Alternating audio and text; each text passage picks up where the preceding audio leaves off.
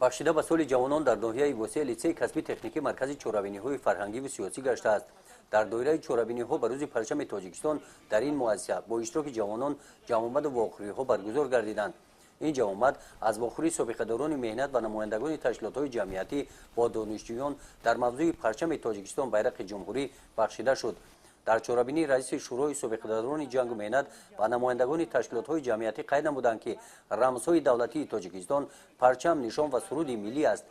парчам байрақи тоҷикистон ин нишони аввалини давлати мустақили ҷумҳурии тоҷикистон мебошад ки 24 ноябри соли 1992 қабулу расман тасдиқ карда шудааст. парчам байрақи тоҷикистон иборат аз рангҳои сурх, сафед ва ранги сабз мебошад. дар ин чорабинӣ ҷавонон аз эҷодиёти адибон оиди гиромидошти парчами тоҷикистон шеърҳо қироат намуданд. дар ҷанбаст аз номи кумитаи иҷроияи ҳизби халқии демократии тоҷикистон дар ноҳияи восеъ ҷавонони фаъоли ноҳия бо ифтихорномаҳо қадр карда шуданд.